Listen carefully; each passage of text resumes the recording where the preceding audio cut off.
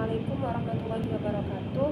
Saya Rifka Silmufiha dengan NIM 192231051 dari kelas ISI 5A akan mempresentasikan mengenai validitas dan reliabilitas FFQ dan SQFFQ pada mata kuliah Survei Konsumsi Pangan Teori. Survei konsumsi pangan memiliki banyak metode yang dapat digunakan menyesuaikan dengan sasaran dan tujuan penelitian. Namun, dari metode-metode tersebut itu masing-masing mempunyai kelebihan dan kekurangan. Di antaranya adalah mengenai validitas dan reliabilitasnya. Nah, pada kesempatan kali ini akan dibahas mengenai validitas dan reliabilitas dari metode FFQ dan SQFFQ. Yang pertama adalah FFQ. Nah, ini mengambil dari artikel yang berjudul Reliability and Concurrent and Construct Validity for Food Frequency Questionnaire for Pregnant Women at High Risk to Develop Fetal Growth Restriction. Nah, validitasnya ini dibandingkan dengan dua pembanding. Yang pertama adalah food records dan yang kedua adalah biomarker biologis. Yang pertama dengan food records ini, korelasi spermanya pada makanan itu berkisar antara 0,12 yang tergolong sangat lemah hingga 0,63 yang tergolong kuat dengan rata-rata 0,24 yang tergolong lemah. Adapun korelasi sperma pada nutrien berkisar antara 0,10 yang tergolong sangat lemah hingga 0,47 yang tergolong sedang dengan rata-rata 0,21 yang tergolong lemah. Sedangkan weighted kappa-nya pada makanan sebesar 0,28 dan pada nutrien sebesar 0,21 yang keduanya itu tergolong rendah. Hal ini menunjukkan bahwa validitas FFQ dengan food records itu cenderung lemah. Dan apabila dibandingkan dengan biomarker biologis, yaitu kacang dengan biomarkernya adalah asam alfa-linolenat sebesar 0,41 yang tergolong sedang, minyak zaitun dengan hidroksitirosol senilai 0,23 tergolong lemah, kacang zaitun dengan hidroksitirosol senilai 0,07 tergolong sangat lemah, folat 0,25 yang tergolong lemah, dan vitamin B12 0,09 tergolong sangat lemah. Hal tersebut menunjukkan bahwa validitas FFQ apabila dibandingkan dengan biomarker biologis itu cenderung lemah, kecuali beberapa zat gizi tertentu, misalnya adalah asam alfa-linolenat yang tergolong sedang.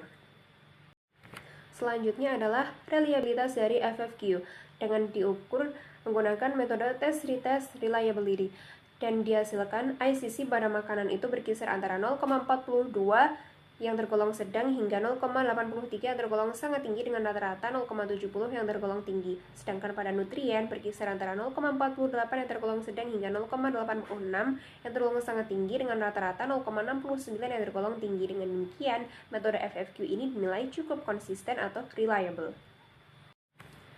Selanjutnya adalah SQFFQ, dan ini mengulas dari artikel yang berjudul Validity and Reliability of Semi-Quantitative Food Frequency Questionnaire for Assessing Dietary Vitamin D and Calcium Intakes in Iranian Childbearing Age Women. Dan validitasnya di sini dibandingkan dengan dua pembanding. Yang pertama adalah 4 times 24-hour food records, dan yang kedua adalah biomarker biologis.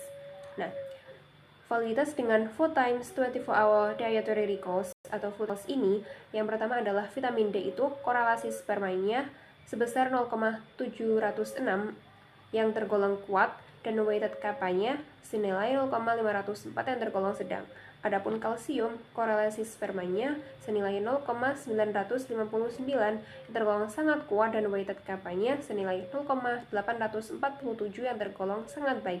Dengan demikian, validitas dari SQFFQ apabila dibandingkan dengan 4 times 24-hour dietary records ini terbilang cukup baik, terlebih kalsium. Dan validitas dengan biomarker biologis ini untuk mengukur vitamin D dengan dibandingkan dengan biomarkernya adalah serum 25 hidroksi vitamin D dan sebesar 0,682 yang tergolong kuat, sehingga validitas dari SQFFQ pada vitamin D ini apabila dibandingkan dengan biomarker itu tergolong kuat. Selanjutnya adalah reliabilitas dari SQFFQ. Nah, reliabilitas ini juga sama diukur dengan metode test retest, di mana tes yang kedua ini diukur setelah 4 minggu setelah dari tes yang pertama. Dan vitamin D ini ICC-nya sebesar 0,429 yang tergolong sedang, dan weighted kapanya senilai 0,18 yang tergolong sangat rendah. Adapun kalsium ini ICC-nya adalah 0,875 yang tergolong sangat tinggi, dan weighted kapanya senilai 0,638 yang tergolong baik. Dengan demikian, metode SQ-FFQ ini cukup konsisten atau reliable terutama pada kalsium, namun pada vitamin D ini kurang konsisten.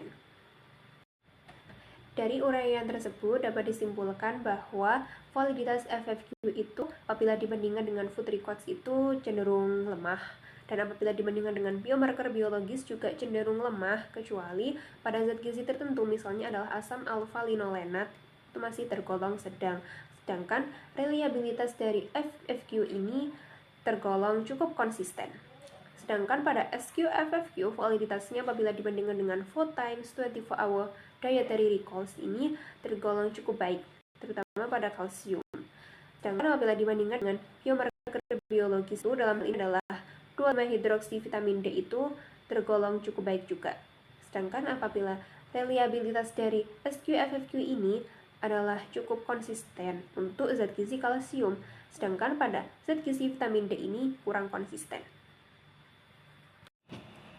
Sekian presentasi dari saya. Terima kasih banyak atas perhatiannya. Kurang lebihnya mohon maaf. Wassalamualaikum warahmatullahi wabarakatuh.